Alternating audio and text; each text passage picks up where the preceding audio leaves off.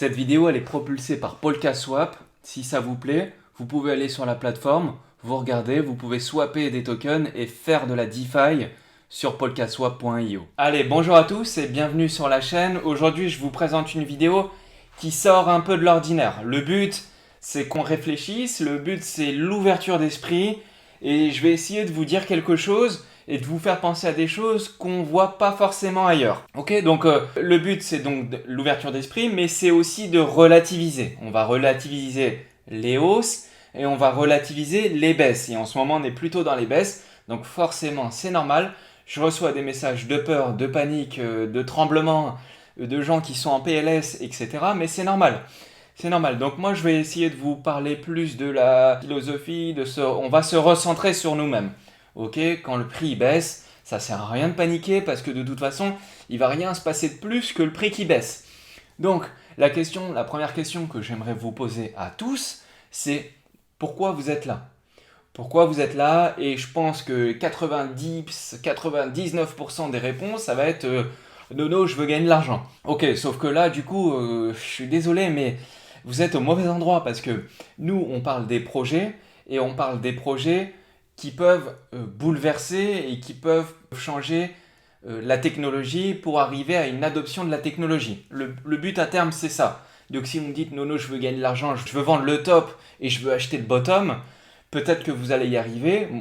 Moi, je le fais aussi. Mais dans ce cas-là, ce qu'il vous faut, c'est pas d'aller sur la chaîne Polka France. Ce qu'il vous faut, c'est plutôt d'aller sur des chaînes de trading et des traders qui sont bons. Ok, donc si vous me demandez quels sont les traders qui sont bons, allez sur la chaîne Pro Indicator. Le gars, il s'appelle Phil, il est au top, c'est le meilleur et moi-même, je le suis. Donc moi, je vais vous dire plutôt autre chose. Je vais dire que si vous voulez gagner de l'argent, le problème, c'est que ici, on parle de la technologie. On parle d'une adoption, on parle d'une technologie qui est révolutionnaire au niveau des blockchains. Et je dis bien des blockchains parce que le Bitcoin, il est révolutionnaire. Le Bitcoin, c'est une réserve de valeur. Le Bitcoin, c'est du lourd. On est tous d'accord là-dessus. Et Polkadot, c'est aussi une blockchain qui vise à faire d'autres choses. Donc voilà, il faut bien comprendre que la crypto-monnaie, c'est une philosophie avant tout. Donc j'en avais déjà parlé dans 2 ou 3 vidéos avant. La crypto-monnaie, c'est une philosophie. Donc ça, je vais vous montrer 2-3 exemples après. Mais je suis conscient qu'aujourd'hui, les riches sont de plus en plus riches et les pauvres sont de plus en plus pauvres. Malheureusement, là, au niveau des riches sont de plus en plus riches, c'est mathématique. Donc si vous avez 10 000 dollars et que vous gagnez 10%, ben, vous allez gagner 1000 dollars. C'est quasiment un salaire.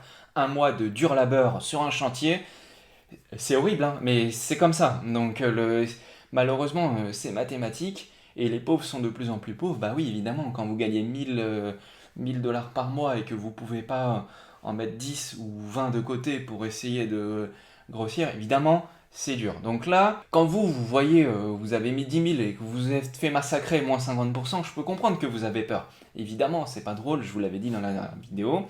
Et moi, c'est pareil. Donc, je vous donnerai juste une petite phrase pour vous dire que je crois que c'est Warren Buffett qui dit ça. C'est l'homme le plus riche du monde ou le deuxième, ou c'est l'investisseur le plus riche du monde. Donc, si c'est l'investisseur le plus riche du monde, je pense qu'il n'est pas trop bête, il sait ce qu'il dit.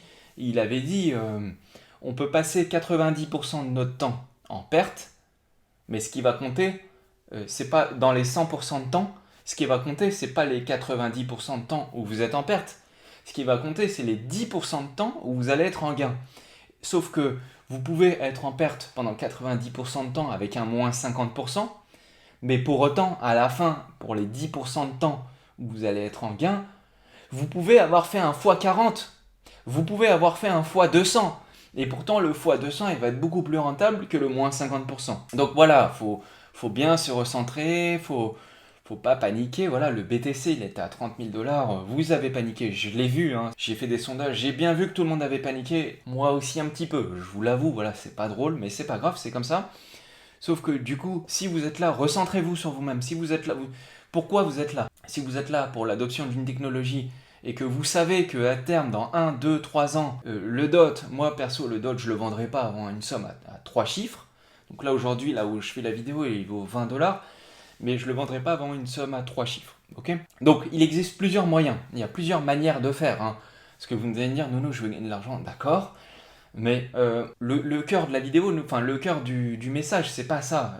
Si vous voulez, il y a plusieurs manières de faire. À vous de voir en fonction de vous, Comment vous allez résister parce que les crypto-monnaies, quand vous mangez un moins 40%, en bourse, eux, ils se mangent un moins 3% et ils paniquent tous. Donc pour autant, nous, on subit des moins 40, on n'est pas en panique pour autant. Donc il y a plusieurs manières de faire. Vous pouvez hold. Vous pouvez holder, le hold, H-O-L-D. Vous achetez et vous dormez. Vous revenez l'année prochaine et vous verrez, je pense que ça sera positif. Parce qu'on est sur un schéma d'une technologie qui est révolutionnaire, on est sur un schéma d'une technologie qui est utilisée, il y a des institutionnels qui rentrent dedans, on a toutes les raisons de penser que ce sera positif. Donc on se calme, ça sert à rien de paniquer. Ensuite on peut holder, mais on peut aussi miner ou stacker. Donc le mining ou le stacking. Vous avez des dots, vous les stackez. Et donc en plus du temps où vous attendez, le dot que vous avez, vous n'avez pas perdu de dot, vous avez peut-être perdu la valeur en dollars, vous en aurez peut-être moins des dollars, mais à la fin du game, comme on disait Warren Buffett, dans les 10% de temps où vous allez être en positif, si vous avez fait un x20 et que en plus vous avez gagné des dots, c'est tout bénef. Donc après vous pouvez farmer, moi je conseille pas trop, le farming je le conseille pas trop, le farming on le fait quand le marché il est porteur, quand le marché il est au niveau du trading il est positif, et quand le marché il est en train de monter. Parce que c'est là où farmer tout, quand le market il dump, c'est la merde. Vaut mieux pas farmer, je le conseille à moins de monde. Ensuite, vous pouvez trader, faire du trading. Et là, vous pouvez essayer de vous amuser à acheter bas et revendre haut. Mais dans ce cas-là, ça sert à rien de paniquer. Vous paniquez pas en me disant « Oh putain, j'ai perdu moins 50%, c'est la merde, non, je fais quoi ?» et tout. Ça sert à rien. Ça sert à rien parce que, de toute façon, il faut remettre ça dans le sens d'une stratégie globale. Ok ? La stratégie globale, c'est ne me mettez pas un all-in dans du trading où j'achète bas pour revendre haut. Vous allez vous faire démonter, il y a des gens qui sont meilleurs que vous pour faire ça, il y a des gens qui maîtrisent la psychologie mieux que vous allez paniquer, vous allez vous faire démonter, donc ça sert à rien. Faites pas acheter du dot à 20 dollars pour le revendre à 22, ça sert à rien. Vous allez perdre à tous les coups, quasiment à tous les coups. Alors, il y en a des bons, il y en a qui y arrivent quand le marché il est positif, ça. Mais là, on est dans une période où la volatilité elle va être forte. On va jouer sur vos nerfs, donc ça sert à rien de faire ça. Achetez, gardez, revenez plus tard, stackez. Ok. Mais si vous n'êtes pas prêt à encaisser des pertes, ne faites pas du trading comme ça. Et puis il y a une autre partie, c'est sécurisé. Donc, vous avez une partie en USD que vous avez sur votre compte. Alors mettez pas en euros parce que vous allez passer par la case fiscalité, moins 30%. Bonjour Emmanuel Macron. Nous sommes en guerre. Ça sert à rien de faire ça, vous allez juste vous faire slipper. Donc juste mettez-les dans des stablecoins et ne mettez pas ça en USDT parce que ça pue. Mettez plutôt ça en DAI ou en USDC. Faites un truc cohérent. Donc voilà, si vous êtes là pour gagner un maximum en un minimum de temps, vous êtes sur la mauvaise chaîne. Je suis désolé, vous êtes sur la mauvaise chaîne. Alors, comme je disais aussi, moi aussi je fais du trading. Mais je fais du trading avec 10%, et encore, je fais du trading avec 10% des fonds que j'ai. Donc réfléchissez bien, recentrez-vous sur vous-même, c'est ça le but de la vidéo. Recentrez-vous, on n'est pas là pour paniquer, faites une stratégie globale. Vous holdez une partie, vous savez que de toute façon vous n'allez pas y toucher. Et le stacking sur Polkadot c'est bien parce qu'il vous bloque pendant 30 jours. Donc là vous n'avez aucun moyen de paniquer. Si vous voulez paniquer, ça ne changera rien. Vous êtes bloqué pendant 30 jours, vous ne pouvez pas sortir pendant 30 jours. Donc moi je trouve que cette technique elle est bien. Donc j'en ai stacké beaucoup. Donc quoi qu'il arrive, le prix, le DOT il revient à 3 dollars ou il va à 200. De toute façon, j'ai 30 jours de blocage. Donc si je veux les débloquer, je les débloquerai au moment où je pense que ça commencera à sentir bon. Après les parachains, après le sur Polkadot, après plein de choses. Donc voilà, soyez prêts à encaisser des pertes, c'est normal, les cryptos c'est ça. Et de toute façon, le BTC à 30K, moi j'en ai racheté un petit peu. Il baisse à 28, j'en rachèterai un petit peu, etc. etc.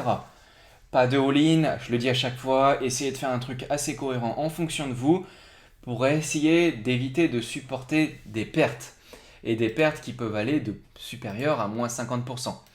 D'ailleurs, si vous subissez des pertes supérieures à 50%, vous allez vous retrouver comme ça. Et là, quand vous venez sur Telegram et vous me parlez et tout, je suis dans la merde et tout, et vous êtes comme ça. Donc ça veut dire que, comme je vous disais au début de la vidéo, recentrez-vous sur vous-même, réfléchissez à une vraie stratégie. Et dans les deux sens, vous pouvez avoir une stratégie à la hausse et une stratégie à la baisse. Ne faites pas un all-in du genre... je full all-in le DOT parce que le DOT est bien, le DOT il va monter parce que Nono il m'a dit que c'était bien. Faites un truc cohérent, il faut faire un truc cohérent. Si ça monte, vous devez faire en sorte d'être content. Et si ça baisse, vous devez faire en sorte d'être content aussi pour essayer d'en reprendre un petit peu. En fonction de vos moyens, ne me faites pas un all-in s'il vous plaît. Et puis vous jugez le marché, vous le jaugez, vous voyez, ah là je pense qu'on est dans une zone où tout le monde vend et donc ça peut valoir le coup de racheter. Et puis plus tard, je serai dans une zone où tout le monde achète et donc ça vaudra peut-être le coup de vendre. Voilà, moi je suis plutôt à vous dire, faites l'inverse des gens. Donc là, si tout le monde panique, tout le monde est comme ça là, comme vous le voyez sur l'écran, eh ben ça peut valoir le coup d'essayer de réfléchir à quelque chose. À vous de voir. En tous les cas, sinon, notez bien que les crypto-monnaies et la blockchain, c'est une réserve de valeur. Le Bitcoin, c'est une réserve de valeur. Donc, c'est une réserve de valeur. Je vous montrerai juste un tweet et puis vous ferez, vous, ce que vous en pensez. Mais notez bien qu'au Venezuela, si vous voulez acheter un poulet, voilà le nombre de billets que vous allez devoir dépenser pour acheter un poulet. Et c'est pas du fake, hein. C'est que la monnaie au Venezuela, elle subit une hyperinflation. Les personnes ont connu ça lors de dans les années 38-39, avant la Deuxième Guerre mondiale. C'était ça dans les années 30, la Grande Dépression. C'était ça, vous avez besoin d'une brouette de billets pour acheter une baguette. Et ben là, au Venezuela, ils y sont. Vous voulez acheter des carottes? Des carottes, hein. Bordel, des carottes. Nous ici, vous allez au marché, vous prenez une pièce de 2 euros, vous achetez des carottes. Allez au Venezuela, voilà combien ils vont devoir dépenser pour acheter des carottes. Vous voulez acheter du PQ. Du PQ, hein. Du PQ. Du PQ. Donc vous voulez acheter du PQ, vous allez avoir besoin de dépenser plus de papier que le PQ lui-même. C'est un truc de ouf. Donc quand je vous dis que le Bitcoin c'est une réserve de valeur, oui c'est une réserve de valeur. Alors tous ceux qui vont me dire réserve de valeur, rien du tout, puisqu'il peut perdre moins 50% du jour au lendemain le BTC. C'est vrai, c'est tout à fait vrai. Le BTC il peut perdre moins 50% du jour au lendemain, c'est vrai. Mais ça c'est parce que c'est la fluctuation des marchés et aujourd'hui il y a beaucoup de manipulation de marché comme je vous l'avais expliqué. Sauf que le Bitcoin c'est toujours une réserve de valeur parce que même si le Bitcoin il perd moins 50%, et ben ça sera toujours moins pire que ce que vous voyez au Venezuela. Troisième point, ça sera aussi une réserve de valeur parce que les gens ils l'utilisent pour se protéger. Le BTC ils l'utilisent pour arriver à des situations comme ça. Et donc croyez pas que ça arrive à tout le monde parce que ça c'est au Venezuela. Il y avait eu un problème à Chypre ou à Malte où ils avaient fermé les comptes bancaires de tous les concitoyens. Et ils ont fait ça un dimanche, hein, parce que vous ne pouviez pas retirer vos fonds. Ils font ça un dimanche, vous ne pouvez pas retirer vos fonds, ils ouvrent le lundi et vous avez moins 10% sur vos comptes. Troisième exemple, la BCE, la Banque Centrale Européenne, ou aux États-Unis, la Fed, ils impriment, ils impriment,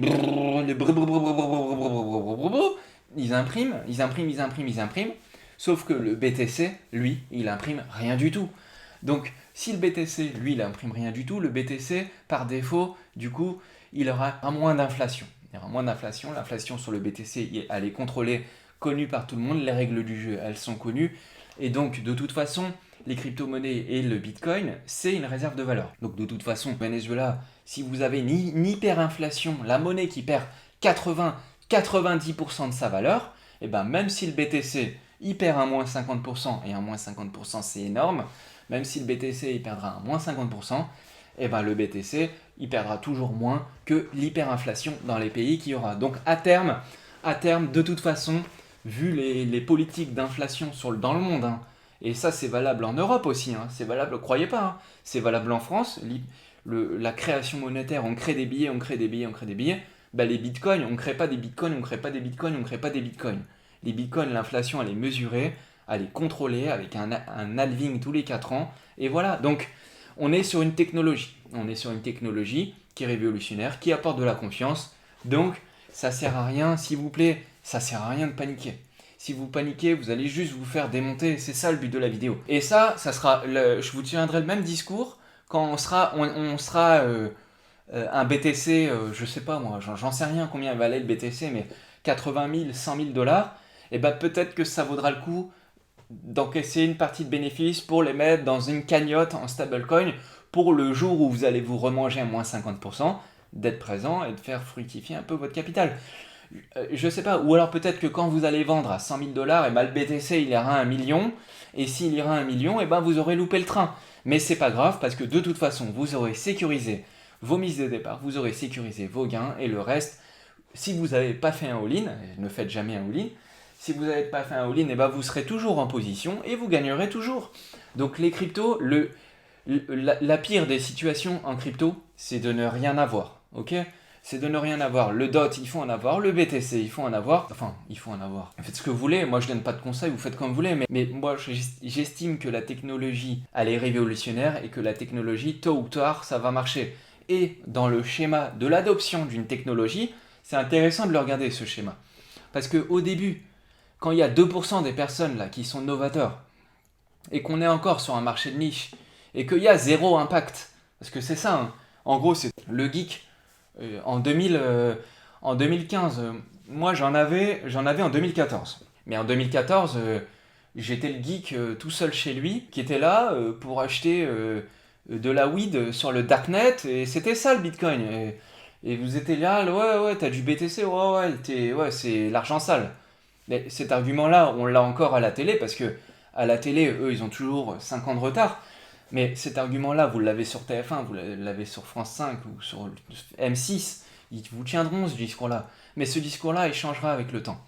Il changera avec le temps. Donc là, en 2014, quand on était 2% de geeks, 3 Pékins chez eux, le Bitcoin c'est bien, on en avait un petit peu. Eh bah ouais, bah sauf que là, le marché il commence à avancer, et puis finalement on se dit, ah mais la technologie c'est super, ah mais finalement au Venezuela, on a juste à acheter du BTC, je les fous sur une clé, ou alors même mieux que ça, je retiens mes 24 mots, je les apprends par cœur.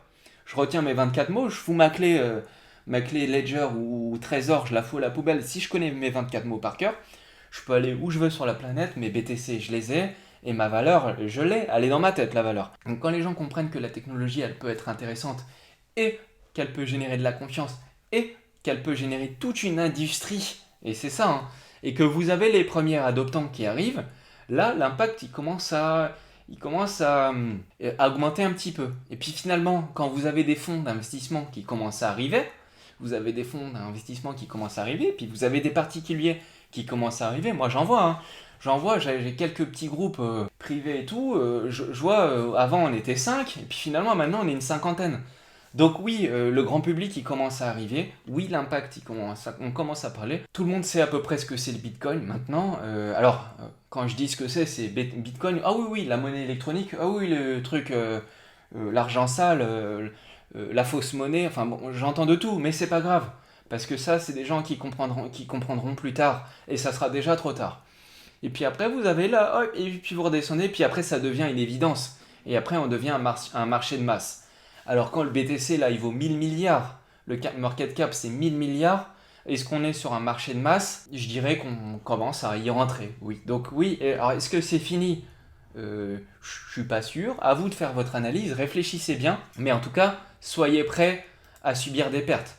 Parce que tous les kikous, les traders, moi je vois des chaînes de trading, oh là là, j'ai acheté du Total, la grand-mère qui achète Total ou le grand-père qui achète Alstom, il se prend à moins 4%, il dit, ah là, lui il est au bout de sa vie, parce qu'il a mis, je sais pas moi, il a mis 40% de son capital, là, il a acheté une maison, il a acheté le reste, il a mis dans la bourse, il se mange à moins 4%, il souffre, il est en PLS et on les voit, tous les traders, ils se mangent des moins 3%, ils sont en flip. Bah ouais, bah nous les crypto-traders, ou dans le crypto market, on se bouffe des moins 40, on se bouffe des moins 50%, mais on est des geeks, ok, mais on est solide. On est solide. Donc voilà, le message de la vidéo, c'est ça. C'est recentrez-vous, réfléchissez bien à votre stratégie. Il vous faut une stratégie qui soit adaptée à vous-même. Et quand je dis à vous-même, ça veut dire que quand vous allez vous manger un moins 40%, il ne faut pas que vous soyez en flip. Parce que si vous êtes en flip quand vous vous mangez un moins 40%, ça veut dire que 1. Les crypto-monnaies, c'est peut-être pas fait pour vous. 2. Vous y avez peut-être été un peu trop fort. Et 3. Est-ce que votre stratégie, elle était bonne? Finalement, c'était peut-être pas tout à fait bon. Si vous avez mis tout et que vous vous mangez un moins 50%, évidemment, ça fait mal. Comme je vous ai dit au début, il y a le hold, le mining et le stacking, le farming, le trading et votre fonds de réserve. Le 5, votre fonds de réserve. Vous avez un petit peu d'USD, vous voulez les utiliser pour une ICO, vous avez un petit peu d'USD si le marché il se fait massacrer. Alors ok, si le marché il fait un x2 et que vous n'avez pas mis 100% de vos fonds, vous allez gagner un petit peu moins. C'est vrai. Mais au moins dans votre tête, vous êtes bien. Et voilà, et vous allez pouvoir durer sur le long terme. Parce qu'il y a des gens ils sont rentrés à 65 000 dollars. Ils ont foutu un peu trop pour eux et se sont retrouvés à 30 000, donc divisé par 2, moins 50%. Et ils n'assument pas et ils revendent et les crypto-monnaies, c'est de la merde. Donc voilà, tout ça, le but de la vidéo, c'était de vous dire de relativiser bien, recentrez-vous sur vous-même et ayez une stratégie qui est adaptée en fonction du prix que vous voyez sur le market. Si vous voyez que le market là, selon vous, et c'est selon vous comment vous le voyez. Si vous pensez que le market il est bas, eh ben engagez-vous un petit peu plus. Si vous à un moment vous pensez que le market il est un petit peu haut, engagez-vous un petit peu moins, etc. Et vous essayez de naviguer un peu comme ça. Voilà, faites comme vous voulez. Et je dis ça pour vous, parce que moi je vous dirai pas comment moi je fais, de toute façon ça intéresse personne. Mais faites un truc qui vous permette d'être dans vos têtes, d'être bien. Et surtout, notez bien que finalement, la meilleure méthode, on est sur une technologie qui est révolutionnaire, je le répète, holdez, gardez une partie et faites rien. C'est aussi simple que ça. Et vous verrez, tôt ou tard, ça marchera. Allez, je vous dis à bientôt les amis. Je vous dis à la prochaine. Rejoignez-nous sur Twitter, Telegram, Discord ou Twitch. Et ça sera avec plaisir. Si ça vous plaît, vous pouvez vous abonner là. Et puis je vous dis à bientôt. Salut à tous.